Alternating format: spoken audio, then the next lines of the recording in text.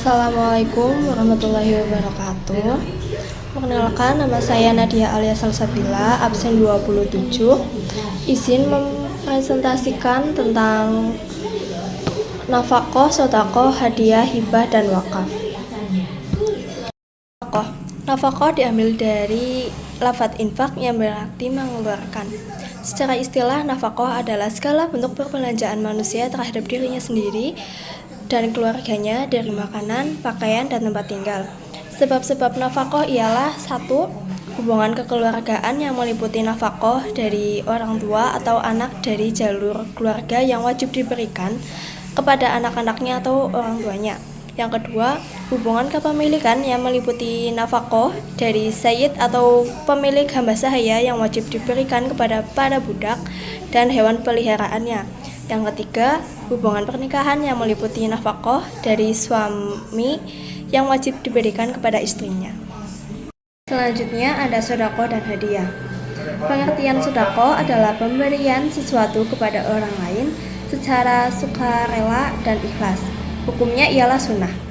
Sedangkan hadiah adalah pemberian yang dilakukan tanpa imbalan untuk menunjukkan rasa penghargaan, penghormatan, atau kasih sayang. Hukumnya ialah mubah.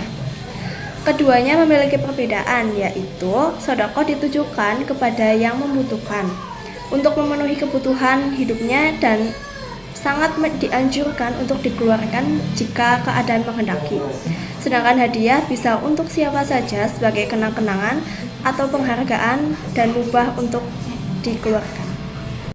Selanjutnya ada syarat sedekah dan hadiah. 1. Pemberi sedekah dan hadiah berakal dan tidak di bawah perwalian orang lain, dan juga penerima sedekah atau hadiah haruslah orang yang berhak memiliki.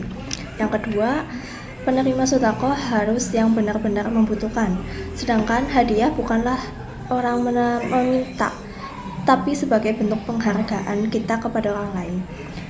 Jika barang yang disedekahkan atau dihadiahkan harus bermanfaat bagi penerima, jika tidak bermanfaat maka tidak sah.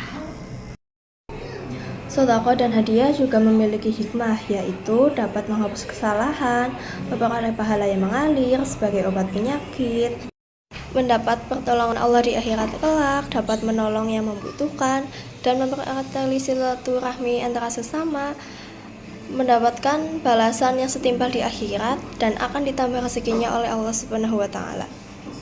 Lanjut ya ke bagian hibah. Jadi hibah adalah pemindahan hak milik pada saat pemberian suatu harta yang dilakukan secara sukarela tanpa imbalan apapun dari seseorang kepada orang lain ketika masih hidup, dan hukumnya ialah sunnah. Adapun rukun hibah yaitu orang yang memberi dan diberi barang yang dihibahkan dan akad atau ijab qabul. Ada pula macam-macam hibah, yaitu hibah barang, yaitu hibah yang mencari pahala, keridhaan Allah dan keridhaan makhluk. Yang kedua ada hibah manfaat. Hibah manfaat juga dibagi menjadi 2, yaitu hibah mu'ajjalah atau hibah berwaktu, dan yang kedua hibah an amri atau hibah seumur hidup. Hibah mu'ajjalah itu termasuk dalam kategori pinjaman, sebab setelah lewat jangka waktu tertentu, barang yang dihibahkan manfaatnya itu harus dikembalikan. Mengenai hibah seumur hidup, ada beberapa pendapat ulama, yaitu dari Imam Syafi'i, Abu Hanifah, Ats-Tsauri, dan Ahmad berpendapat bahwa hibah tersebut adalah hibah yang terputus sama sekali, yaitu hibah terhadap pokok barangnya. Pada Imam Malik dan pengikutnya berpendapat bahwa penerima hibah tersebut hanya mendapat hak guna atau manfaat saja. Apabila pemiliknya meninggal, maka barang tersebut harus dikembalikan kepada pemberi atau ahli warisnya. Yang ketiga, Daud dan Abu Thawri berpendapat apabila pemberian ditunjukkan kepada seseorang dari keturunannya, maka barang tersebut menjadi milik orang yang diberi hibah selamanya. Haram hukumnya mencabut hibah meskipun pemberian itu dilakukan antara saudara atau suami istri, kecuali pemberian orang tua kepada anaknya. Hibah juga memiliki syarat bagi pemberi hibah dan penerima hibah. Bagi pemberi hibah yaitu sudah balik, dilakukan atas kemauan sendiri, orang yang dibenarkan melakukan tindakan hukum, orang yang berhak memiliki atas barang yang dihibahkan.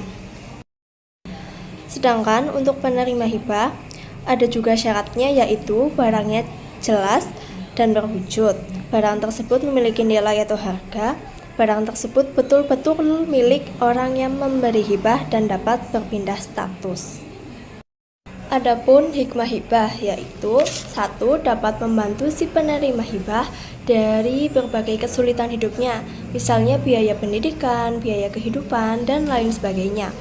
Yang kedua, untuk menjalani silaturahmi, menjinakkan hati dan meneguhkan kecintaan antara sesama. Yang ketiga, mendapat lindungan dari Allah Subhanahu wa Ta'ala. Dan yang keempat, terhindar dari api neraka di akhirat kelak. Selanjutnya yaitu wakaf. Wakaf adalah menahan zatnya benda dan memanfaatkan hasilnya atau menahan zatnya dan menyedekahkan manfaatnya. Contohnya mewakafkan tanah, kebun, sawah, bangunan, dan lain sebagainya. Dan hukum wakaf itu ialah sunnah. Untuk rukun wakaf yaitu ada orang yang memberi dan menerima, ada barang yang diwakafkan, adanya ikrar penyerahan. Syarat wakaf yaitu orang yang memberi berhak atas perbuatan itu dan atas kehendaknya sendiri. Yang kedua, orang yang memberi wakaf jelas baik berupa organisasi atau badan atau orang tertentu. Dan yang ketiga, barang yang diwakafkan berwujud nyata saat diserahkan. Dan yang keempat, jelas ikrarnya dan penyerahannya. Benda wakaf juga dapat diganti karena beberapa hal. Yang pertama, penggantian karena kebutuhan. Misalnya karena rusak maka barang wakaf itu dijual dan hasilnya untuk membeli dan menggantinya. Yang kedua, penggantian dengan kepentingan yang lebih kuat, misalnya mengganti masjid dengan yang lebih layak. Adapun wakaf kepada orang kaya yang menjadikan para ulama berselisih pendapat. Ada yang berpendapat boleh sebab itu bukan perbuatan maksiat, ada juga yang melarangnya. Hikmah wakaf yaitu 1.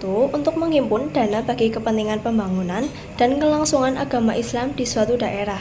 Yang kedua, memberikan kesempatan pada orang Islam untuk beramal jariah yang relatif lama dimanfaatkan oleh umat Islam. Dan yang ketiga, orang yang memberi wakaf akan mendapat pahala terus-menerus meskipun ia telah meninggal dunia. Mungkin cukup sekian yang dapat saya sampaikan.